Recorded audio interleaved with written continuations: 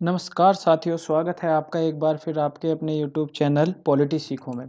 तो दोस्तों, जैसे कि आप सभी को पता है, हम क्या कर रहे थे, हिस्टोरिकल बैकग्राउंड क्या कर रहे थे, कॉन्स्टिट्यूशन में हम पढ़ रहे थे हिस्टोरिकल बैकग्राउंड। ठीक है, ठीक है।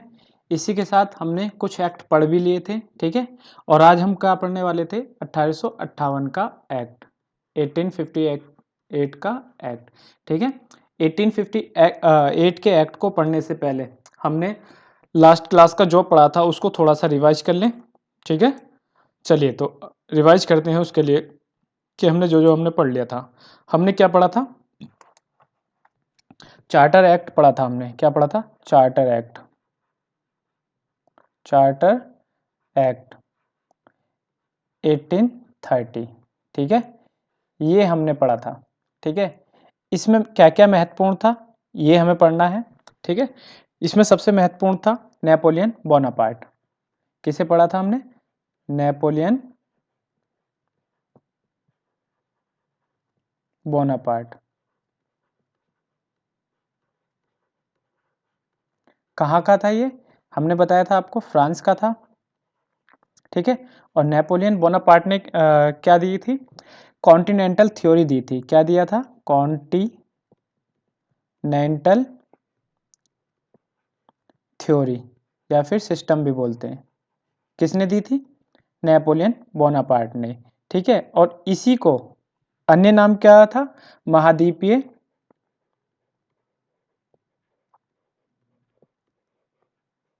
प्रणाली या फिर ब्लॉकेड भी किसे बुलाते हैं, इसे बुलाते हैं ब्लॉकेड। किसे बोलते हैं, नेपोलियन बोनापार्ट की थ्योरी को क्या बोलते हैं, महाद्वीपीय प्रणाली या फिर ब्लॉकेड। क्या था इसका, अगर कम शब्दों में अर्थ समझें तो इसका अर्थ था ब्रिटेन के सामान का बहिष्कार करना, बहिष्कार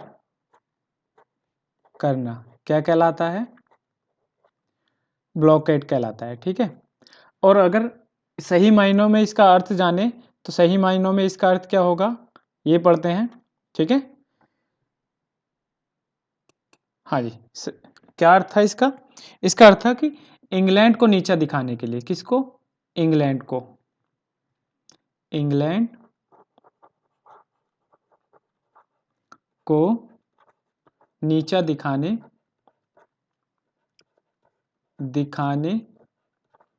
और उसकी शक्ति को नष्ट करने, और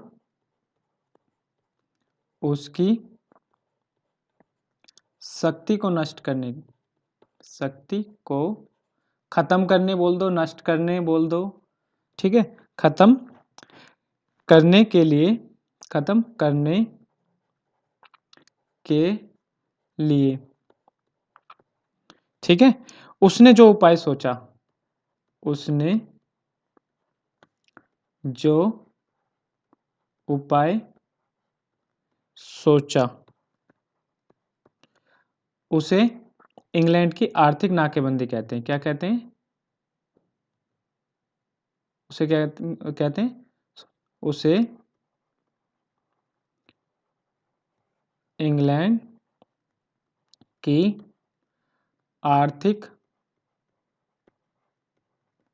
नाकेबंदी करना कहते थे। और इसी आर्थिक नाकेबंदी को क्या बुलाते थे, ब्लॉकेड। क्या बुलाते थे, ब्लॉकेड या फिर महाद्वीपीय प्रणाली। ठीक है, क्या थी ये आपको समझ में आ गई। ठीक है, नेक्स्ट उस पर चलें। नेक्स्ट क्या बात कह रहा है, नेक्स्ट कह रहा है आपका इसमें क्या क्या प्रावधान किए गए थे, ये हम जान लेंगे कि 1813 के एक्ट में, 1813 के एक्ट में क्या क्या प्रावधान थे ये हम जान लेंगे।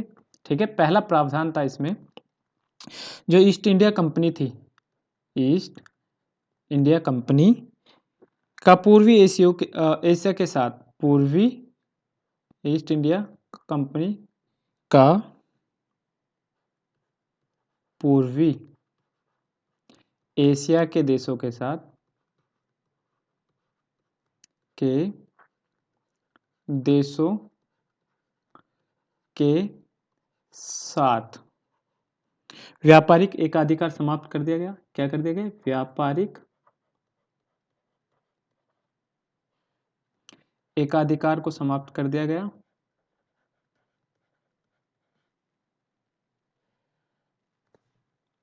को समाप्त कर दिया गया।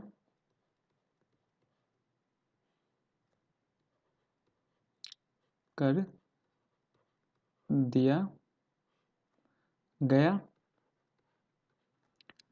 किसको छोड़कर? चाय और चीनी के एकाधिकार को छोड़कर। चाय व चीनी के एकाधिकार को छोड़कर।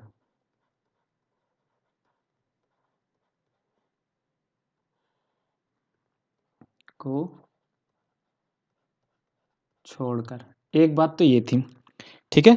दूसरी बात क्या थी? दूसरी बात थी जो स्थानीय सरकार थे, स्थानीय सरकार थी, इनको टैक्स का अधिकार प्राप्त हो गया। को टैक्स का अधिकार मिल गया, ठीक है। दूसरी महत्वपूर्ण बात ये थी, ठीक है। तीसरी महत्वपूर्ण बात क्या थी? इसमें क्या था? 1,00,000 रुपए, 1,00,000 रुपए प्रतिवर्ष शिक्षा पर खर्च करने के लिए कहा गया। 1,00,000 प्रतिवर्ष, रुपया और लिख लेना, रुपीज यहाँ पे साइन बना लेना। 1,00,000 रुपए प्रतिवर्ष शिक्षा पर खर्च करने के लिए, शिक्षा पर खर्च किया जाएगा। ये बात कही गई, किया जाएगा। किसमें? 1813 के एक्ट में, ठीक है। और इसी में ही ईसाई धर्म के प्रचारक जो थे, ईसाई धर्म के प्रचारकों को के प्रचार प्रचार प्रचार करने वालों को क्या की गई? भारत में छूट दी गई। भारत में छूट दी, ठीक है। और नेक्स्ट क्या था इसके साथ? हाँ हाँ, नेक्स्ट था आपका 1833 का चार्टर एक्ट। क्या था नेक्स्ट?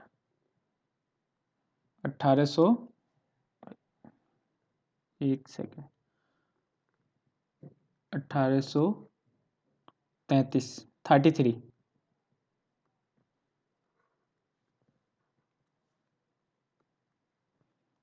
1833 का एक्ट, ठीक है। इस एक्ट में क्या क्या महत्वपूर्ण बातें थी? इसमें थी केंद्रीकृत व्यवस्था की गई, केंद्रीकृत व्यवस्था। और इसी व्यवस्था में क्या किया गया? जो बंगाल का गवर्नर जनरल था, बंगाल के गवर्नर जनरल को क्या बना दिया गया? पूरे भारत का गवर्नर जनरल बना दिया गया, ठीक है। बंगाल का अंतिम गवर्नर जनरल कौन था बताइए? अंतिम गवर्नर जनरल। और पूरे भारत का प्रथम गवर्नर जनरल कौन था? ठीक है। इसके लिए आप क्या लिखेंगे? William Bentinck. क्या लिखेंगे बेटा? William Bentinck. विलियम बेंटिक ही बंगाल का अंतिम गवर्नर जनरल था और पूरे भारत का प्रथम गवर्नर जनरल था। कौन था? William Bentinck. जैसे आपने बंगाल का गवर्नर जाना था, बंगाल का अंतिम गवर्नर कौन था बताइए? एक सवाल ये भी है ना, बंगाल का अंतिम गवर्नर कौन था? और बंगाल का प्रथम गवर्नर जनरल कौन था? वो था आपका वॉरेन हेस्टिंग्स। कौन था बेटा? Warren Hastings. ठीक है, भूलेंगे तो नहीं दोनों को? ठीक है, एक तो वॉरेन हेस्टिंग्स जो पहले आया था, कब? जब अंतिम गवर्नर, बंगाल का अंतिम गवर्नर बना था वॉरेन हेस्टिंग्स, और बंगाल का गवर्नर जनरल बना था वॉरेन हेस्टिंग्स प्रथम। ठीक है, एक ये बात, और एक ये बात कि बंगाल का गवर्नर जनरल अंतिम कौन था? William Bentinck. और प्रथम इंडिया का, प्रथम भारत का प्रथम गवर्नर जनरल कौन था? William Bentinck. ठीक है, अंतिम गवर्नर जनरल पूछें तो वो आपका विलियम बेंटिंक होगा, और पूरे भारत का गवर्नर जनरल प्रथम कौन था? वो भी विलियम बेंटिंक होगा। ठीक है, इसकी महत्वपूर्ण बातें जान लें कि क्या क्या महत्वपूर्ण बातें थी। ये दोनों सवाल को भूलना मत बेटा, ठीक है ना। चलिए, इसकी महत्वपूर्ण बातें जानते हैं, इसकी में क्या क्या महत्वपूर्ण बातें हुई। ठीक है, देखिए अब ये जानिए कि जो भारत का गवर्नर जनरल बना है, भारत का गवर्नर जनरल जो बना है, गवर्नर जनरल जो भी बना है, उसकी परिषद पूरे भारत के लिए क्या करेगी? विधि बनाएगी। परिषद क्या करेगी? पूरे भारत के लिए विधि बनाएगी।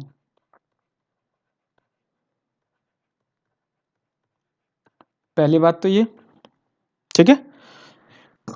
अब जो प्रांतीय गवर्नर थे, जो प्रांत के गवर्नर थे,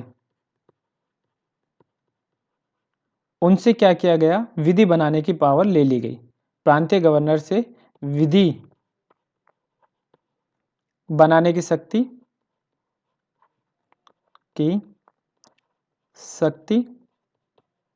वापस ले ली गई। ठीक है, ये बात थी। अब अन्य बात क्या थी? एक बात तो ये होगी, ठीक है, एक बात क्या थी कि इसमें जो भारत के गवर्नर जनरल की परिषद जो होगी, जो भारत के गवर्नर जनरल की जो परिषद होगी, ठीक है, अब इसमें 3 की जगह कितने सदस्य गए कर दिए गए? 4 सदस्य कर दिए गए। ठीक है, एम यानी कि मेंबर। ठीक है, और चौथा सदस्य जो होगा, ये जो चौथा सदस्य होगा, सदस्य, ये कैसा सदस्य होगा? ये विधि सदस्य होगा। विधि सदस्य होगा। विधि सदस्य यानी कि आपका लो मेंबर होगा। कौन होगा? लो मेंबर। ये सिर्फ सहयोग कर सकता है, ठीक है, इसे मत देने का अधिकार नहीं होगा। ठीक है, और प्रथम विधि सदस्य कौन था? इसी में प्रथम विधि सदस्य कौन था? प्रथम विधि सदस्य, ये आप ध्यान रखना। प्रथम विधि सदस्य कौन था बेटा? बताइए। वो था लॉर्ड मैकाले। कौन था? लॉर्ड, एक सेकंड रुकिए।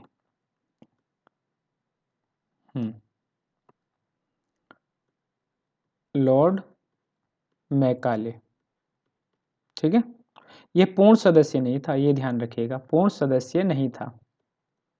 ठीक है, बाद में बना दिया वो अलग बात है। इसको मत देने का अधिकार नहीं था, लेकिन ये विधि बनाने में क्या कर सकता था? सहयोग कर सकता था। ठीक है, और 1853 में, 1853 में, 1853, 1853 में इसे क्या बनाया गया? पूर्ण सदस्य बना दिया। पूर्ण सदस्य बना दिया गया। ठीक है, ये बात आप ध्यान रखेंगे 1833 के एक्ट में। ठीक है, चलते हैं नेक्स्ट पेज पे। नेक्स्ट पेज आपका 1853 वाली बात चल रही थी। ठीक है, नेक्स्ट क्या है? नेक्स्ट है आपका 1853 का एक्ट। कौन सा? 1853 का एक्ट। ठीक है, इसमें क्या क्या बातें थी ये हम जानेंगे। ठीक है, इसको हाईलाइट कर, 1853 के एक्ट में। 1853 के एक्ट में क्या हुआ था? देखिए, केंद्रीय विधान परिषद का उदय हुआ था 1853 के एक्ट में। केंद्रीय विधान परिषद का उदय हुआ, ठीक है, एक ये बात हुई। और बंगाल का प्रशासक कौन बना इसमें? बंगाल का प्रशासक लेफ्टिनेंट गवर्नर को बनाया गया। बंगाल का प्रशासक कौन नियुक्त हुआ? Lieutenant governor. लेफ्टिनेंट गवर्नर नियुक्त किया गया, ठीक है। एक तो बात ये थी, और क्या बात थी? ठीक है, यही थी, ठीक है, महत्वपूर्ण बातें यही थी। अब हम क्या पढ़ेंगे? अब इसके बाद पढ़ेंगे हम 1858 का एक्ट। कितना? एक सेकंड,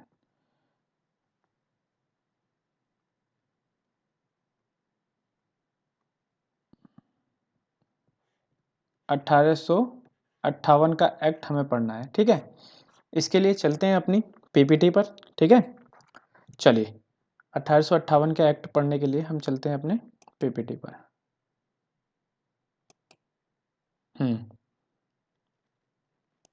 चलिए, अब देखिए क्या कहता है ये 1858 का एक्ट।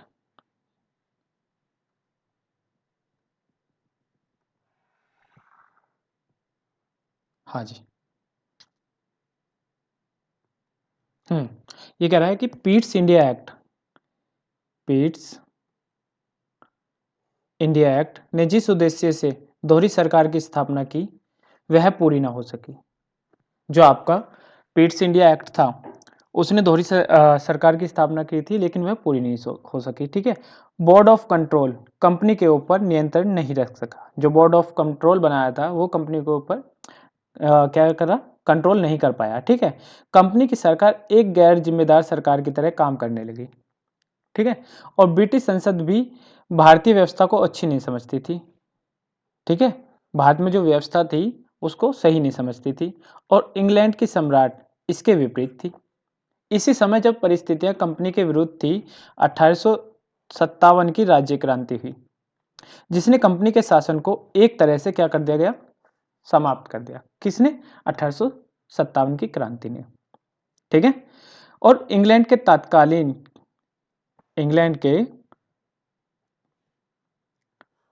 तत्कालिक प्रधानमंत्री कौन थे? पामर्स्टन। इनने संसद के समक्ष कंपनी के शासन को समाप्त करने के लिए एक विधेयक प्रस्तुत किया। क्या क्या? एक विधेयक प्रस्तुत किया।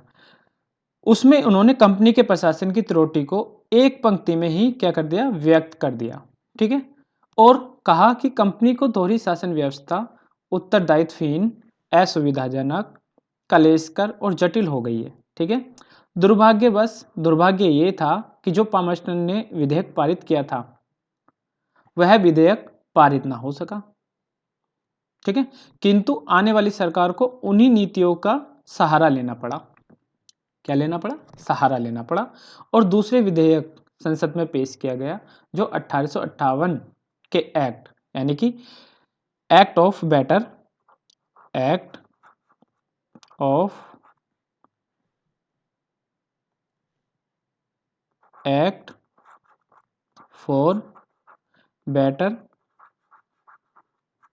गवर्नमेंट ऑफ इंडिया के नाम से क्या किया गया? पारित हो गया, ठीक है। तो इसी एक्ट को हम पढ़ेंगे, act of better government of India. किसे बुलाया जाता है? 1858 के एक्ट को, ठीक है। चलें, इसमें क्या क्या है बातें हैं ये हम पढ़ते हैं। हाँ जी, हाँ जी, 1858 का एक्ट, ठीक है। इसमें क्या क्या कहा गया है? इसमें कहा है कि कंपनी का शासन समाप्त और ब्रिटिश शासन शुरू। कब से? 1858 के एक्ट से।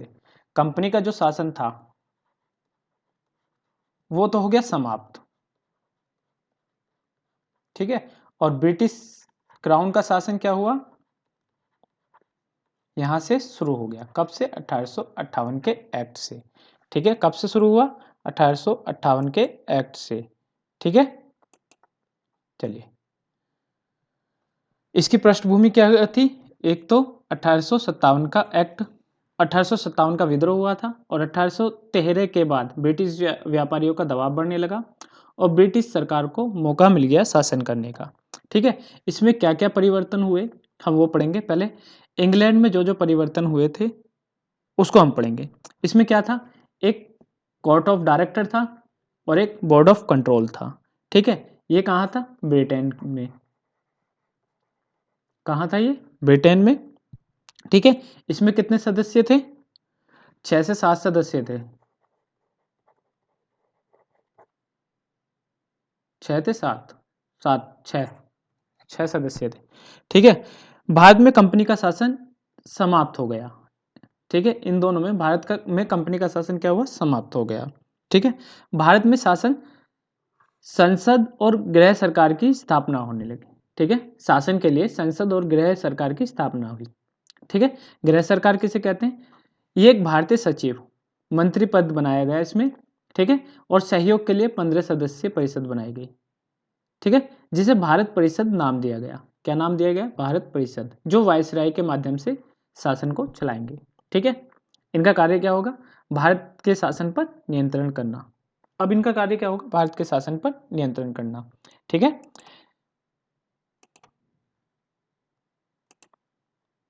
नेक्स्ट पढ़ते हैं। एक सेकंड होल्ड कीजिएगा, 1 मिनट रुकिएगा, मैं थोड़ा सा।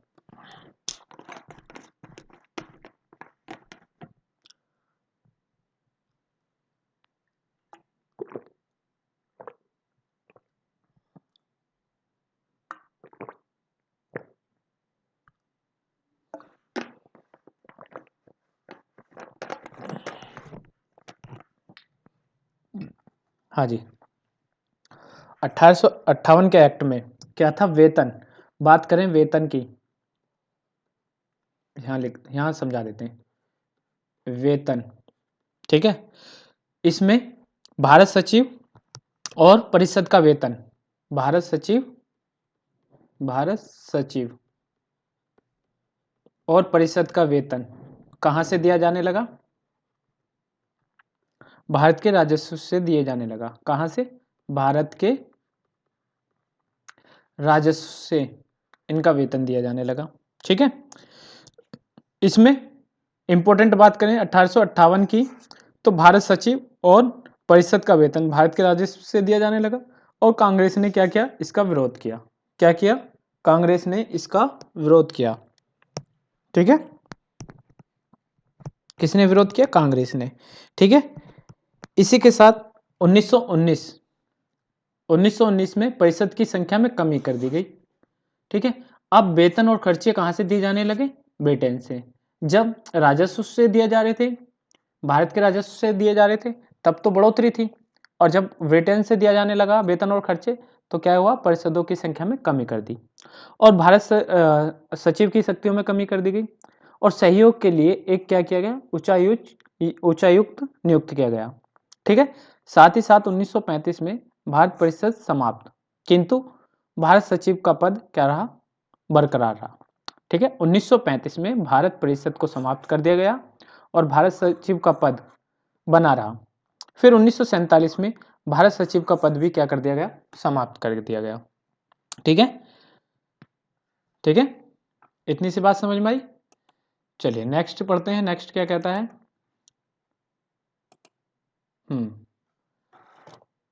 अब भारत में क्या क्या परिवर्तन हुए 1858 के एक्ट से, ये हम जानेंगे।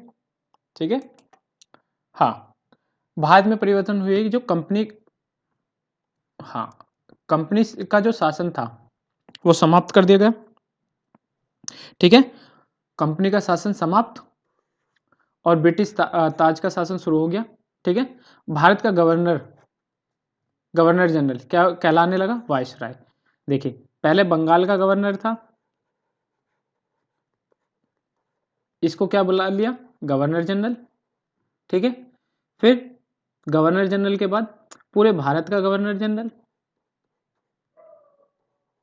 ठीक है, और अब क्या बात आई है? वायसराय की। किसकी बात आई है? वायसराय की। ठीक है, कौन थे? देखिए, वायसराय कब कहलाएगा? जब वह देशी रियासतों से मिलेगा तब वायसराय कहलाएगा। वैसे क्या होगा? गवर्नर जनरल होगा। ठीक है, अब बात करें भारत के प्रथम वायसराय की, एक सेकंड को, बात करें भारत के अंतिम गवर्नर जनरल, अंतिम गवर्नर जनरल और भारत के प्रथम वायसराय के, भारत का प्रथम वायसराय किसे बनाया गया? लॉर्ड कैनिंग को। कौन थे? Lord Canning. ठीक है, 3 नाम इंपॉर्टेंट रहेंगे। कौन कौन से? पहला नाम आपका इंपॉर्टेंट रहेगा वॉरेन हेस्टिंग्स, वॉरेन हेस्टिंग्स। ठीक है, दूसरा नाम इंपॉर्टेंट रहेगा विलियम बेंटिक, विलियम बेंटिक। और तीसरा नाम याद रहेगा कैनिंग। तीनों में कंफ्यूज मत होना, ठीक है, इनसे ही इंपॉर्टेंट क्वेश्चंस बन सकते हैं। ठीक है, तीनों के तीनों आप ध्यान रखना। ठीक है, अब भारत का अंतिम गवर्नर जनरल और भारत का प्रथम वायसराय कौन बने? लॉर्ड कैनिंग बने। ठीक है, 1 नवंबर 1858 को इलाहाबाद में लॉर्ड कैनिंग ने महारानी विक्टोरिया का घोषणा पत्र पढ़ा, जिसे भारत के बुद्धिजीवियों यानी कि पढ़े लिखे व्यक्तियों ने क्या कहा? भारत का मैग्ना कार्टा या फिर महाधिकार पत्र कहा। ठीक है, कब? 1 नवंबर 1858 को इलाहाबाद में लॉर्ड कैनिंग ने महारानी विक्टोरिया का घोषणा पत्र पढ़ा, जिसे पढ़े लिखे लोगों ने क्या कहा? भारत का मैग्ना कार्टा या फिर महाधिकार पत्र कहा। ठीक है, आगे चलें, आगे की क्या है, चलिए आगे पढ़ते हैं। हाँ, बात आती है अब 1861 के एक्ट की। ठीक है, कब से? 1861 का एक्ट।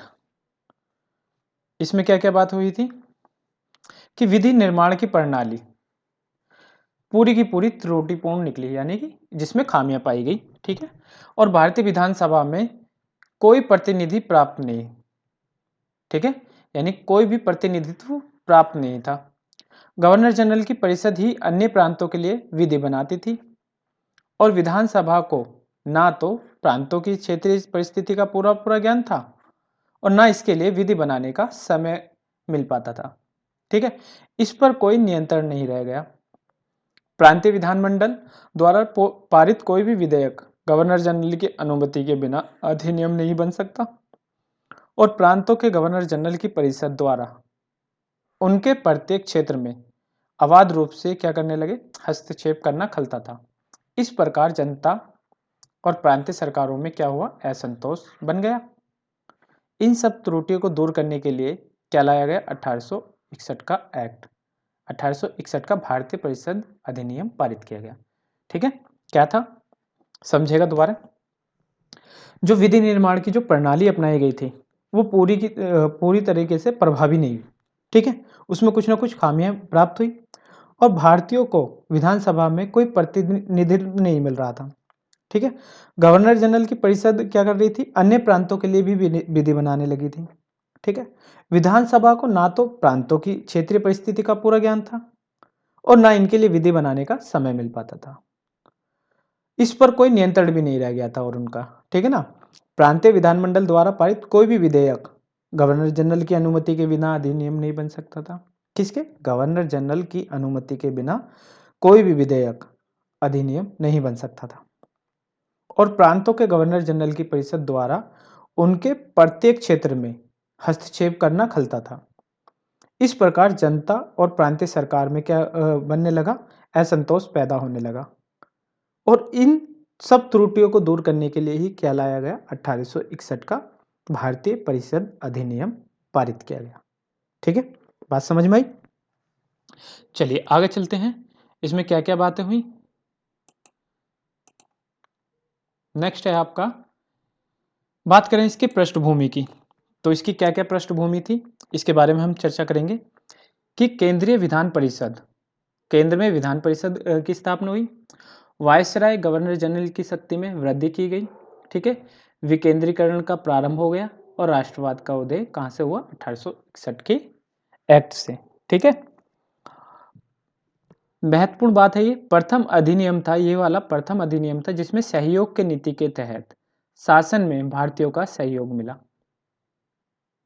ऐसा प्रथम अधिनियम जिसमें सहयोग की नीति के तहत शासन में भारतीयों का क्या मिला, सहयोग मिला। ठीक है, अब बात करें केंद्र में विधान परिषद। ठीक है, इसमें गवर्नर जनरल और 5 सदस्य की कार्यकारिणी परिषद थी। ठीक है, गवर्नर जनरल 6 से 12 अतिरिक्त सदस्य बढ़ाने की शक्ति रखता था, जिसमें आधे क्या होंगे, भारतीय होंगे, और जिनका कार्यकाल कितना होगा, 2-2 वर्ष का होगा। ठीक है, अतिरिक्त सदस्य गैर सरकारी, अतिरिक्त सदस्य जो होंगे वो गैर सरकारी होंगे, यानी कि परमानेंट नहीं होंगे, और ये विधि बनाने में केवल सहयोग करेंगे, जिनकी शक्ति क्या होंगी, सीमित होंगी। ठीक है, सिंपल सी बात है, आगे बढ़े।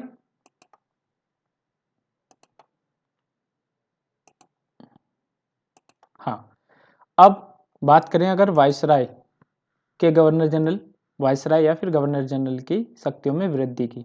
ठीक है, इसमें वायसराय गवर्नर जनरल की शक्तियों में वृद्धि हुई, गवर्नर जनरल को अध्यादेश जारी करने की शक्ति प्राप्त हुई। ठीक है, आप मुझे बताइए कि राष्ट्रपति भी अध्यादेश जारी कर सकता है। राष्ट्रपति किस अनुच्छेद के अंतर्गत अध्यादेश जारी कर सकता है?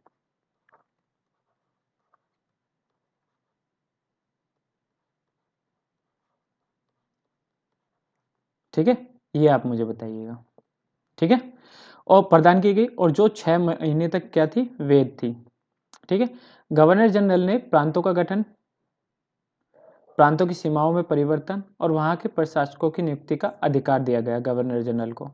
ठीक है, गवर्नर जनरल परिषद की कार्यवाही के नियम बना सकता है। ठीक है, और वहां का गवर्नर जनरल कौन था, गवर्नर लॉर्ड कैनिंग। ठीक है, जनरल ने विभागीय प्रणाली डिपार्टमेंटल सिस्टम शुरू कर उसे वैध बनाया। किसने, लॉर्ड कैनिंग ने। गवर्नर जनरल ने विभागीय प्रणाली, ठीक है, विभागीय प्रणाली,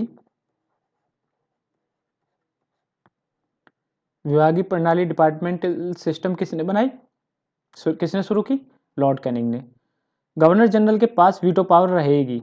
ठीक है, अभी वीटो पावर उसकी समाप्त नहीं हुई है, बस उस पर क्या किया गया है, लगाम लगा दी गई है। ठीक है, बात करें विकेंद्रीकरण के प्रारंभ की। ठीक है, विकेंद्रीकरण का प्रारंभ, प्रांतों को विधि बनाने की शक्ति वापस कर दी गई। अब प्रांत भी विधि बना सकती थी, पहले वापस ले ली थी प्रांतों की विधि बनाने की शक्ति, अब उसको वो वापस कर दी गई, और प्रांतीय विधियों को गवर्नर जनरल से अनुमति लेना अनिवार्य कर दिया, यानी कि गवर्नर जनरल को अनिवार्य कर दिया। ठीक है, प्रांतों में विधान परिषद की स्थापना की गई। ठीक है, चलिए आगे बढ़ते हैं, आगे बढ़ते हैं। अब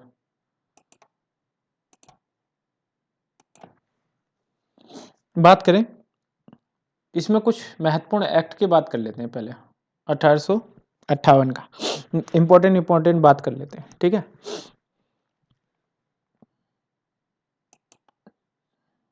हाँ जी, इंडिया गवर्नमेंट एक्ट 1892।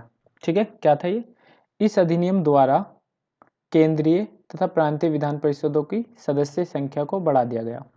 ठीक है, केंद्रीय विधान परिषद में कम से कम कितने, 10 और अधिक से अधिक 16 सदस्य होते थे। गवर्नर जनरल को उनके नामांकित करने के नियम बनाने का अधिकार प्राप्त था। परिषद के भारतीय सदस्यों को वार्षिक बजट पर बहस करने और सरकार से प्रश्न पूछने का अधिकार दिया गया। ठीक है, वार्षिक बजट पर बहस करने और सरकार से प्रश्न पूछने का अधिकार कब दिया गया, 1892 के एक्ट में। ठीक है, लेकिन परिषद के अध्यक्ष को भारतीय सदस्यों द्वारा पूछे गए प्रश्न को स्वीकृत या फिर अस्वीकार करने का अधिकार था। ठीक है, वार्षिक बजट पर बहस करने का अधिकार, सरकार से प्रश्न पूछने का अधिकार, लेकिन परिषद के अध्यक्ष को उसे स्वीकार या अस्वीकार करने का अधिकार था। ठीक है, मद्रास और बॉम्बे को विधान परिषद में 8 से लेकर 20 तक, बंगाल में अधिकतम 20, उत्तर पश्चिम प्रांत और अवध में 15 सदस्य होते थे। ठीक है, और परिषदों के अतिरिक्त सदस्य स्थानीय संस्थाओं जैसे विश्वविद्यालय, राज्य, जिला, बोर्ड, नगर पालिकाओं आदि द्वारा निर्वाचित किए जाते थे। इसके पश्चात उन्हें परिषदों में क्या किया जाता, नियुक्त किया जाता था। क्या किया जाता था, नियुक्त किया जाता था। ठीक है, चलें आगे। चलिए आगे पढ़ते हैं 1892 का एक्ट।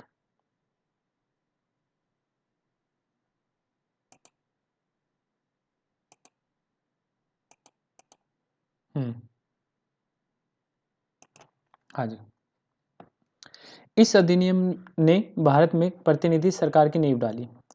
अगर कहें भारत में प्रतिनिधि सरकार की नींव किस अधिनियम के माध्यम से डाली गई, 1892 के अधिनियम से। फिर बीच में क्या थी, अनेकों त्रुटियां थी। क्या क्या कमियां थी देखते हैं पहले। प्रथम, निर्वाचन पद्धति अन्यायपूर्ण थी। ठीक है, और निर्वाचित व्यक्ति वास्तव में जनता का हित नहीं करते थे। जनता के कुछ वर्गों को अत्यधिक प्रतिनिधित्व प्राप्त था, जबकि कुछ वर्गों को बिल्कुल भी नहीं था। ठीक है, बॉम्बे विधान परिषद में यूरोपियन व्यापारियों को 6 स्थान थे, किंतु भारतीय व्यापारी को एक भी स्थान प्राप्त नहीं था। एक तो बात ये थी। दूसरी बात क्या थी, विधान परिषद की विधायी शक्तियां अत्यंत सीमित थी और सदस्यों को अनुपूरक यानी कि सप्लीमेंट्री प्रश्न पूछने का अधिकार नहीं था। ठीक है, तीसरी बात क्या थी, गैर सरकारी सदस्यों की संख्या बहुत कम थी। ठीक है, केंद्रीय विधान परिषद के 20 में से केवल 6 सदस्य गैर सरकारी होते थे और 14 सदस्य सरकारी। ठीक है, पंजाब को कोई प्रतिनिधित्व प्राप्त नहीं था, ना केंद्रीय विधान परिषद में और ना ही प्रांतीय विधान परिषद में। ठीक है, गैर सरकारी सदस्य विधेयक में संशोधन नहीं करा सकते थे और उनको दिए गए बहस के अधिकार बेकार थे। ठीक है, चौथी कमी क्या थी कि प्रांतीय परिषद इतनी छोटी थी कि वे जनता का प्रतिनिधित्व नहीं करती थी। ठीक है, बंगाल के 70 लाख लोगों के लिए 7 सदस्य परिषद में थे। सिर्फ 70 लाख लोगों के लिए सिर्फ कितने थे, 7 सदस्य परिषद में थे। ठीक है, आगे के एक्ट पढ़ेंगे हम अपनी नेक्स्ट क्लास में। ठीक है, तो इसके लिए देखते रहिएगा हमारा चैनल पॉलिटी सीखो। ठीक है, अगर वीडियो पसंद आई हो तो वीडियो को अधिक से अधिक शेयर जरूर करना। क्या करना, शेयर करना।